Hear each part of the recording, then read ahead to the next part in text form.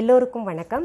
இன்றைக்கி இந்த பதிவில் நம்ம பூஜை பொருட்கள் 11 சொன்னேன் இல்லையா, அது எப்படி பிரதிஷ்டை பண்ணணும் அப்படின்றத பற்றி தான் பார்க்க போகிறோம். ஏன்னா நிறைய பேர் இன்னும் அந்த குழப்பத்தில் இருக்காங்க. நம்ம எப்படி மூட்டை கட்டுறது, எந்த துணியில் கட்டுறது, எப்படி மாட்டுறது, இது போன்ற குழப்பங்கள் நிறைய இருக்கின்ற காரணத்தினால அதை நான் பார்த்தீங்கன்னா உங்களுக்கு இப்போ டெமோவே செய்து காமிக்க போகிறேன்.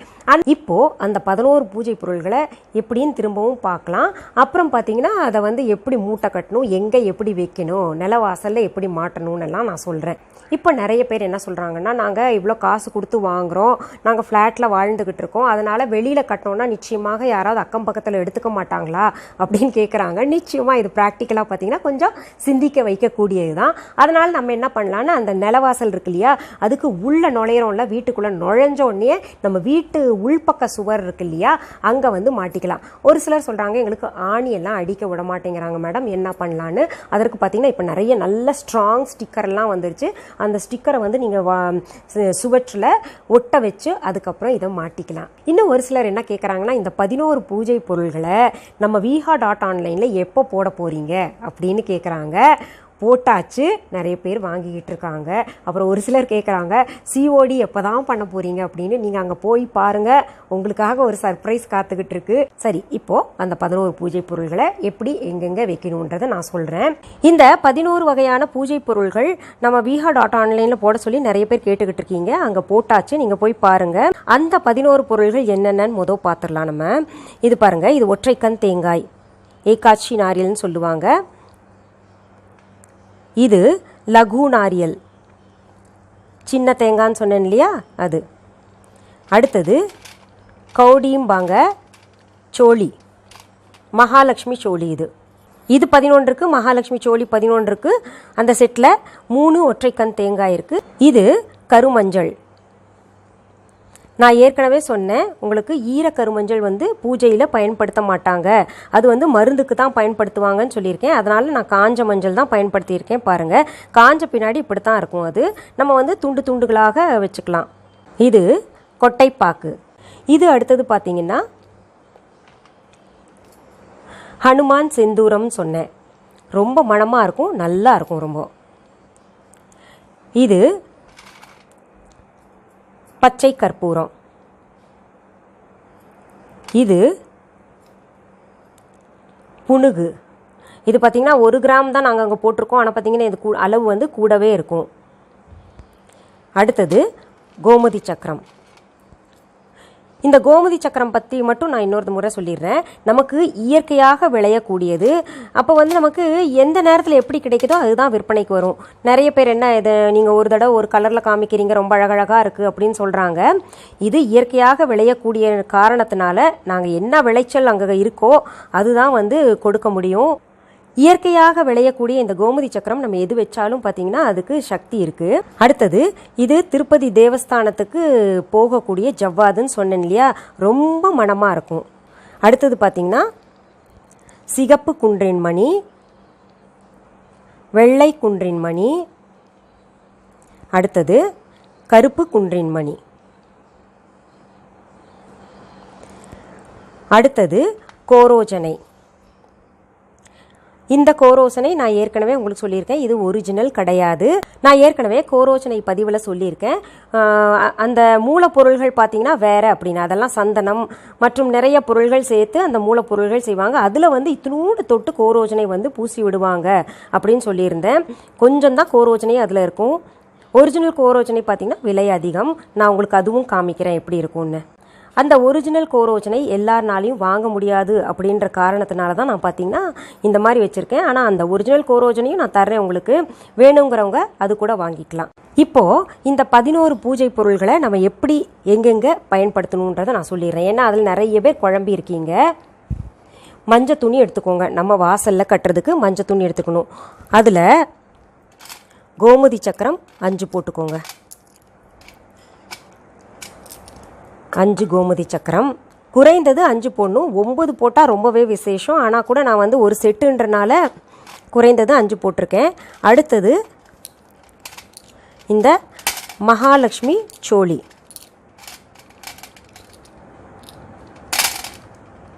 அது ஒன்று 3 போட்டுக்கோங்க. அடுத்தது லகு நாரியல் சின்ன தேங்காய் இருக்கு இல்லையா, அது 3 போட்டுக்கோங்க.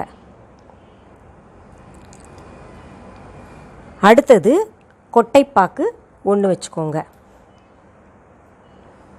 அடுத்தது கருமஞ்சள் 1 துண்டு போட்டுக்கோங்க.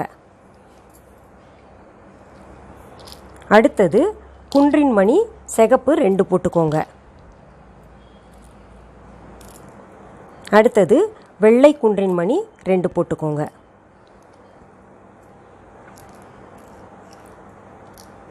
அடுத்தது கருப்பு குன்றின் மணி 2 போட்டுக்கோங்க. அதில் பச்சை கற்பூரம் 2 துண்டு போட்டுக்கோங்க. கோரோஜனை சும்மா எடுத்து வாசனைக்காக. அதாவது அந்த கோரோஜனை பற்றி சொல்லும்போது நான் சொல்லியிருந்தேன், நல்ல சக்திகளை அது தக்க வைத்து கொள்வதற்கு கோரோஜனை உதவி செய்யும்னு சொல்லிட்டு அது போட்டாச்சு. இப்போ நமக்கு நல்ல தேவதைகள் நல்ல வாசனை இருக்கும்போது வரும் வீட்டுக்குள்ளே அப்படின்னு சொன்னேன் இல்லையா. சும்மா புணுகு எடுத்து இந்த கோமதி சக்கரம் சும்மா இதில் எல்லாத்தையும் இத்தினோண்டு பூசி விட்டுருங்க. இது அவ்வளவுதான். இந்த மூட்டையை இப்போ நீங்கள் இப்படி கட்டிக்கோங்க.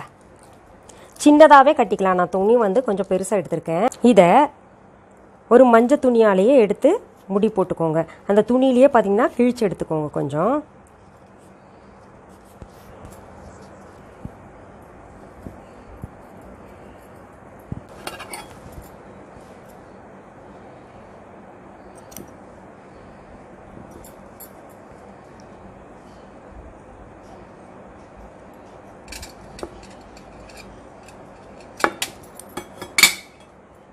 இப்போ இந்த மூட்டை ரொம்ப பெருசாக இருக்குமோ அப்படின்னு நினைக்காதீங்க. இங்கே பாருங்கள், நம்ம உள்ளங்கையில் வராமல் இந்த 4 விரல்களையே அடக்கமாயிருச்சு இல்லையா, சின்னதாக தான் இருக்கும். இப்போ பூஜை அறையில் எப்படி வைக்கணுன்றது நான் சொல்கிறேன். நம்மக்கிட்ட பார்த்தீங்கன்னா இந்த மாதிரி தட்டு இருக்குது. நான் பூஜை அறையில் வச்சுருக்கேன்ல, இந்த மாதிரி தட்டில் வைக்கலாம், இல்லாட்டி இந்த மாதிரி கிண்ணத்தில் கூட வைக்கலாம். இது கூட நம்ம viha.online கிடைக்கும். நான் இப்போ உங்களுக்கு கிண்ணத்துலேயே வச்சு காமிக்கிறேன். சிகப்பு துணி வச்சுக்கோங்க. நான் ஏற்கனவே சொல்லியிருக்கேன், வெளியில் மாட்டுறதுக்கு நம்ம மஞ்சள் துணியை பயன்படுத்தணும். நம்ம கேஷ் பாக்ஸில் இல்லாட்டி பூஜை அறையில் வைக்கும்போது சிகப்பு துணியை பயன்படுத்தணும்னு சொல்லியிருக்கேன். இதில் இப்போது குறைந்தது 2 கோமதி சக்கரம் போட்டுக்கலாம். மகாலட்சுமி சோழி 4 போட்டுக்கலாம். கருமஞ்சள் 2 துண்டு போட்டுக்கலாம். பூஜை அறையில் இந்த கொட்டைப்பாக்கு கொஞ்சம் அதிகமாகவே நம்ம பயன்படுத்தணும். அதனால் பார்த்திங்கன்னா உங்களுக்கு 6 மொத்தம் 7 போடுறேன். லகு நாரியல் 3 போடுறேன். குன்றின் மணி 4 போடுறேன் சிகப்பு. கருப்பு குன்றின் மணி 4. வெள்ளை குன்றின் மணி 4. பச்சை கற்பூரம் கொஞ்சம் எடுத்து போடுங்க. இந்த புணுகு சும்மா லேசாக நம்ம தடவி விட்டுடலாம் வாசனைக்காக. இதில் ரொம்ப முக்கியம், இந்த அனுமான் செந்தூரம் இருக்கு இல்லையா, இது கட்டாயம் நம்ம பயன்படுத்தணும். பாதி பயன்படுத்திக்கோங்க, மீதம் பாதி வச்சுக்கலாம். இதையும் நான் திறந்து அப்படியே வச்சுருக்கேன், நீங்கள் மூட்டை கட்டி வச்சுக்கலாம். இதையும் நம்ம சின்ன மூட்டையாக கட்டிக்கலாம். இப்படி கட்டிட்டு இந்த மாதிரி ஒரு தட்டு இருந்தால் இதில் வச்சுக்கோங்க. அதற்கு பிறகு இந்த ஏகாட்சி நாரியல் இந்த 3 பூஜை அறையில் தான் வைக்கணும். அதற்கடுத்தது இந்த ஜவ்வாது வேணுங்கிறப்ப திறந்து வச்சுக்கலாம் நம்ம பூஜை பண்ணும்போது, இல்லைன்னா நம்ம மூடி போட்டு கூட வச்சுக்கலாம். அதுக்கடுத்தது கோரோச்சனை, அதுவும் பூஜை செய்யும்போது நம்ம திறந்தால் போதும். இந்த செட்டை அப்படியே நம்ம கொண்டு போய் பூஜை அறையில் வச்சிடணும். அடுத்தது புணுகையும் நம்ம பூஜை அறையில் வச்சிடலாம். வேணுங்கிறப்ப மட்டும் தரங்க, நீங்கள் பூஜை செய்யும்போது மட்டும் தரங்க. அப்புறம் ரொம்ப முக்கியமானது, நம்ம வெறும் தட்டை அப்படி விடக்கூடாது. இதில் கட்டாயம் காசு வைக்கணும். 11 ரூபா, 21 ரூபா, 51 ரூபா, 101 ரூபா, அந்த மாதிரி காசு கட்டாயம் தட்டில் வைக்கணும். நான் உங்களுக்கு 1 ரூபா வச்சு காமிச்சிருக்கேன் இப்போது. அடுத்தது நம்ம பணம் புழங்கும் இடத்துல, அதாவது நம்ம தொழில் செய்கிற இடத்துல கேஷ் பாக்ஸ் வச்சுருக்கோம் இல்லையா, அங்கேயும் சரி இல்லை வீட்லேயும் நம்ம பார்த்திங்கன்னா அதையே பகிர்ந்துக்கலாம். இல்லாட்டி இன்னொரு செட்டு வாங்கி கூட நீங்கள் வச்சுக்கோங்க. அதில் கோமதி சக்கரம் போட்டாச்சு, பச்சை கற்பூரம் போட்டாச்சு, இந்த சோழி போட்டாச்சு, மீதம் துண்டங்கள் இருக்கு இல்லையா, கருமஞ்சள், அதையும் போட்டாச்சு. கொட்டைப்பாக்கு போட்டாச்சு. லகு நாரியல் பார்த்திங்கன்னா இதில் கொஞ்சம் போட்டு, நகை இருக்கிற இடத்துல கொஞ்சம் போட்டுக்கோங்க. அதே போல் தான் இந்த குன்றின் மணிகள் இருக்கு இல்லையா, நகை இருக்கிறதுலையும் அப்படியே சும்மா தூவி விடுங்க நீங்கள் மீதம் இருக்கிறத. இதெல்லாம் ரெண்டு 3 போட்டால் போகும், இவ்வளோதான் கணக்கு கிடையாது. இதில் கட்டாயம் இந்த செந்தூரம் போடணும், அனுமான் செந்தூரம். கொஞ்சம் ஜவ்வாது கட்டாயம் கேஷ் பாக்ஸ் வைக்கிற இடத்துல தூவி விடுங்க, இதில் போட்டால் போதும், கொஞ்சம் வாசனைக்கு. அப்புறம் புனுகு, கோரோச்சனை, இதெல்லாம் போட்டு இப்படியே கேஷ் பாக்ஸில் நம்ம திறந்து வச்சாலும் சரி, இல்லைன்னா இது போல் முடி போட்டு வச்சாலும் சரி, மூட்டை போட்டு வச்சாலும் சரி. இப்போது இந்த மீதம் இருக்கிற இந்த குன்றின் மணிகள், இந்த லகு நாரியல், இதெல்லாம் பார்த்தீங்கன்னா உங்களுக்கு இந்த ஜுவல் பாக்ஸ் இருக்கு இல்லையா, நகைகள் இருக்கக்கூடிய பெட்டிகளில் போட்டுக்கலாம். கோமதி சக்கரம் போட்டால் இன்னும் சிறப்பு. ஆனால் இருக்கக்கூடிய 11 நம்ம இப்படி பயன்படுத்திக்கிட்டோம். இப்போது நீங்கள் பார்த்தீங்கன்னா கேஷ் பாக்ஸில் வெள்ளிக்கிழமை மட்டுமாவது மல்லிகைப்பூ இல்லாட்டி எந்த வாசம் உள்ள மலராவது இருந்துச்சுன்னா அது கேஷ் புழங்குற இடத்துல வச்சுட்டு வாங்க. இது கூட இந்த மூட்டை கூட நீங்கள் வாசலில் கட்டுறீங்க இல்லையா, அதுக்கு இந்த பூஜை அறையில் வைக்கிறதுலலாம் பார்த்தீங்கன்னா கொஞ்சம் வாசனை மலர் வச்சுக்கிட்டு தூப தீபம் காமிச்சா போகிறோம், ரொம்ப சுபிக்ஷமாக இருக்கும். நீங்கள் இதை வச்சு பாருங்கள், உங்களுக்குள்ளும் உங்கள் வீட்டை சுற்றியும் எவ்வளோ பாசிட்டிவ் வைப்ரேஷன்ஸ் இருக்க போகுதுன்னு உங்களுக்கு உணர முடியும்.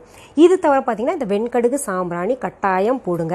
அந்த கப் சாம்பிராணி பார்த்தீங்கன்னா நம்ம viha.online இருக்குது, ரொம்ப நல்லாயிருக்கும். அது இந்த முழு செட்டு வாங்குறது எல்லாருனாலையும் இப்போ ஒரேடியாக வாங்க முடியலன்னா அதுக்காக கவலைப்படாதீங்க. நீங்கள் கோமதி சக்கரம் மட்டும் வாங்குங்க. ஒவ்வொரு பொருளாக நீங்கள் எப்போ காசு இருக்கோ அப்போ சேர்த்து வாங்கிக்கலாம். சரி, இன்னைக்கு இந்த பதிவில் இந்த 11 பூஜை பொருள்களை எப்படி பயன்படுத்தணுன்றதை நான் உங்களுக்கு சொல்லிட்டேன். மீண்டும் அடுத்த பதிவில் வேற ஒரு நல்ல தலைப்போடு உங்களை எல்லாம் சீக்கிரத்தில் சந்திக்கிறேன். அது வரைக்கும் நன்றி, வணக்கம். அன்பான வாடிக்கையாளர்களே, உங்கள் விஹா ஸ்டோரில் பூஜை பொருட்கள், சிலைகள், ராசிக்கற்கள், வாஸ்து பொருட்கள், விதைகள், பாரம்பரிய அரிசி வகைகள், சிறுதானியங்கள், ஆர்கானிக் பொருட்கள், மூலிகை எண்ணெய், மளிகை பொருட்கள், மரச்செக்கு எண்ணெய், மரப்பொருட்கள், வெள்ளி ஆபரணங்கள், கிஃப்ட் ஆர்டிகல்ஸ், காட்டன் மற்றும் பட்டு புடவைகள், காட்டன் சுடிதார்கள், பட்டு பாவாடை, குழந்தைகளுக்கான விளையாட்டு பொருட்கள், ஹை குவாலிட்டி இமிடேஷன் நகைகள், வீட்டு உபயோக பொருட்கள், ஜூட் பேக்ஸ், ஹேண்ட்மேட் சோப்ஸ், அழகு சாதன பொருட்கள், சிறுதானிய பிஸ்கெட்டுகள், ஹோம் அப்ளையன்சஸ், இன்னும் பற்பல பொருட்கள் விற்பனைக்குள்ளது. விஹா ப்ராடக்ட்களை நீங்கள் வாங்க விரும்பினால் அது எங்களுடைய viha.online வெப்சைட் மற்றும் சென்னை ராஜா அண்ணாமலைபுரத்தில் உள்ள எங்கள் விஹா ஸ்டோரில் மட்டுமே கிடைக்கும் என்பதை தெரிவித்துக் கொள்கிறோம். வேறு எந்த ஆன்லைன் வெப்சைட்களிலும் விஹா ப்ராடக்ட்கள் விற்பனைக்கு கிடையாது என்பதை நீங்கள் கவனத்தில் கொள்ள வேண்டும்.